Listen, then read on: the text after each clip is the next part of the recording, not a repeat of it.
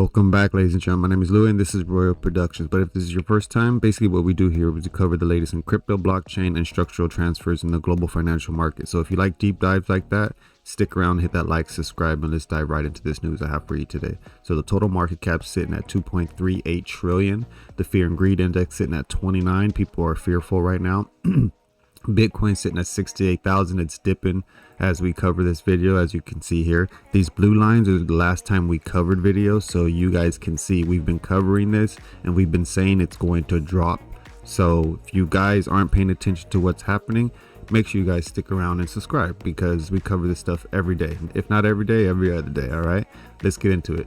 Strive adds 2,500 Bitcoin last week to reach 19,000 as Bitcoin BTC as strategy sold. So basically, we know MicroStrategy sold. If you guys don't, MicroStrategy, one of the biggest people in the Bitcoin community, has actually sold after saying he would never sell. The last time he sold, I think, was in 2022. So this is a pivotal moment for the whole market when something like that happens, especially with someone like Michael Saylor. This is about Strive right now, but basically this is cool because they double down as well, even when we're in the bottom like this. And that's the point of investing. When it's hard, when there's blood on the streets, you always invest. Not financial advice, always do your own research. And if you guys want the articles, they'll be down below. They'll be linked down below, along with a little description, just in case you don't want to do extra work.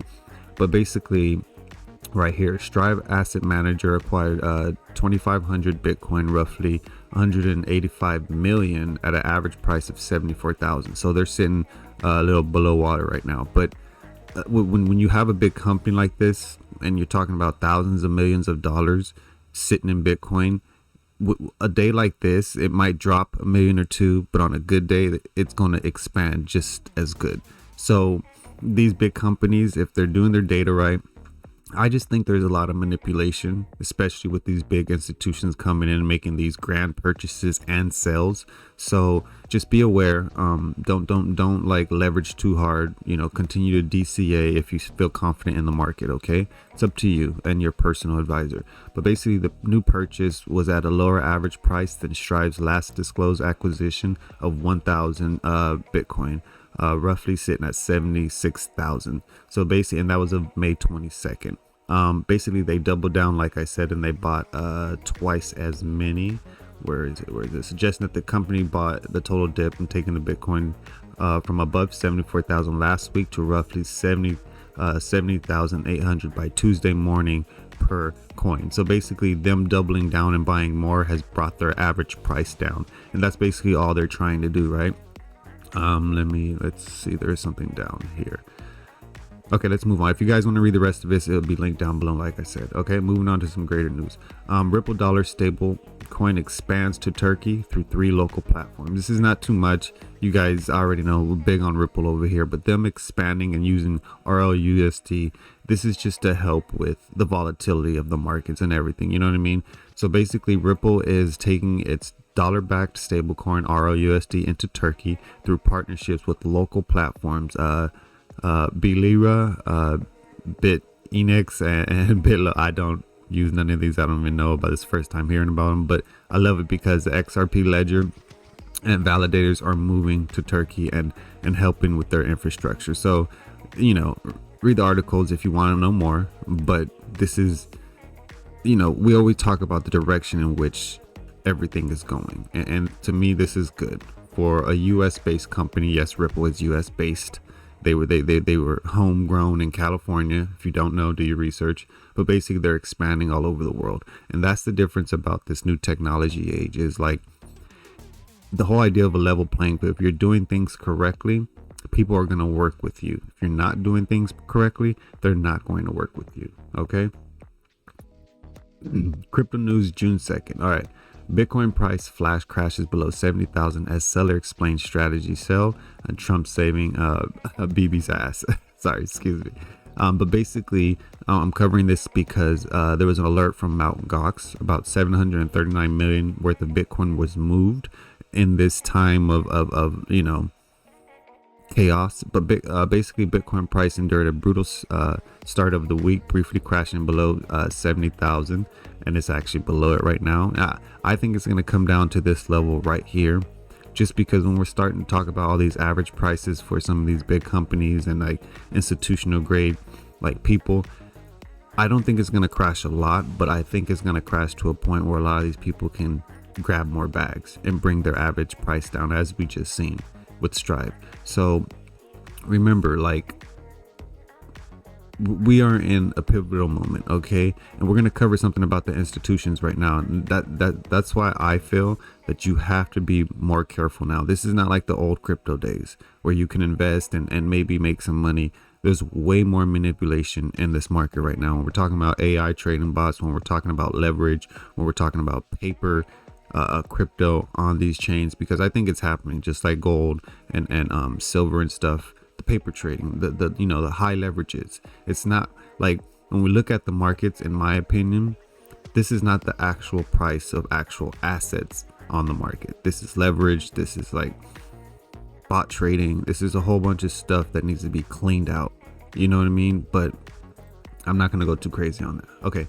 Movement pivots from stablecoin payments as a layer 2 boom loses momentum. So basically, the team behind Movement said it plans to leverage licensed payment partners alongside blockchain settlement rails to target roughly 685 billion remittance marketing, serving low and middle countries. Okay.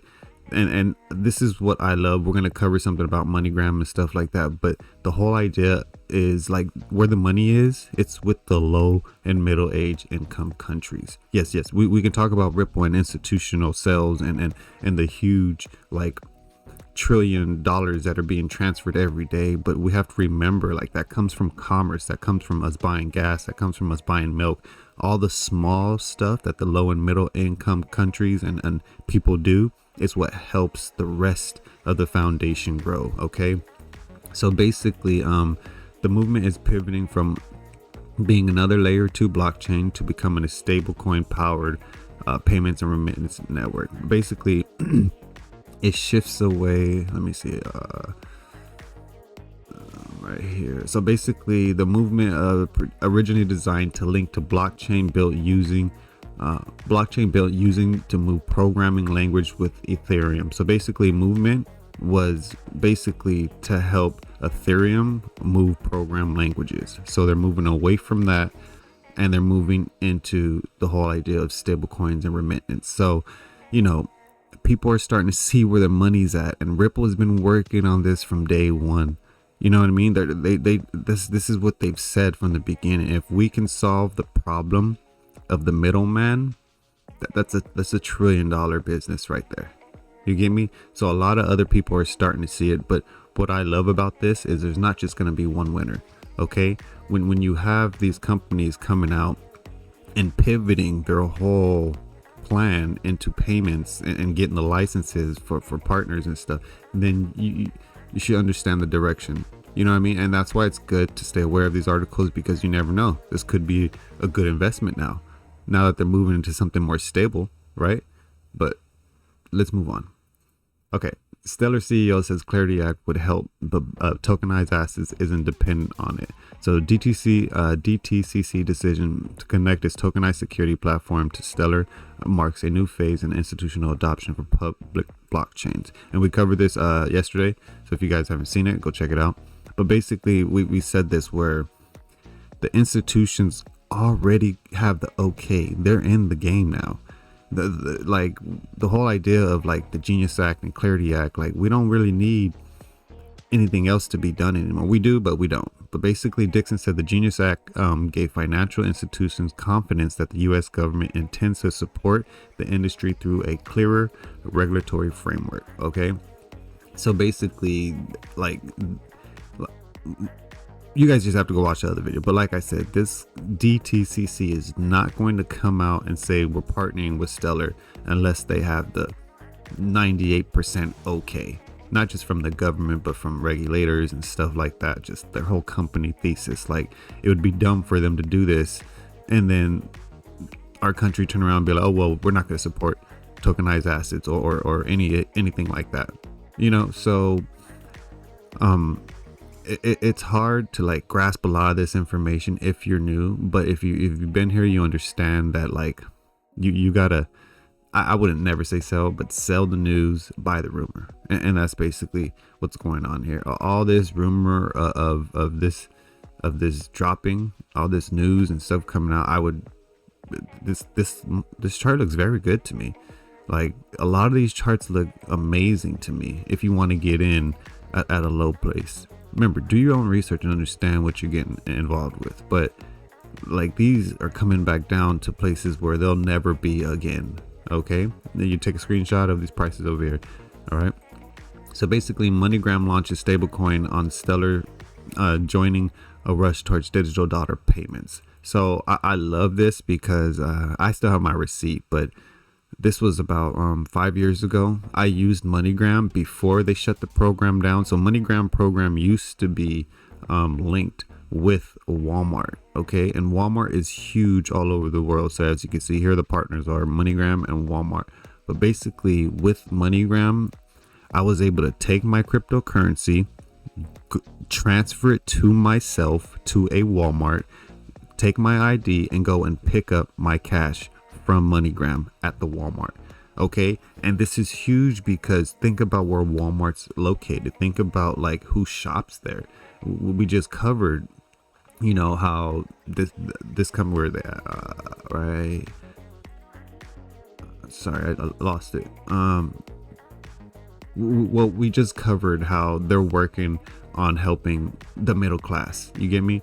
And this is perfect because Walmart is exactly that. Walmart is where the lower and middle class shop. So when you're talking about transferring money through rails all over the world, like, I can send money to anywhere, any Walmart that has a MoneyGram. I can send crypto to any Walmart that has MoneyGram and help a family member or help someone in need or anything like that. But my point with this is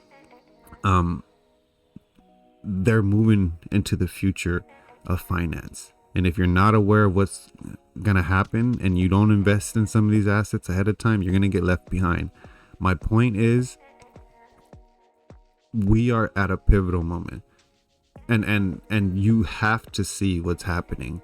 Like, I do these videos for myself, but I also do them to help others understand the information and this age we're in.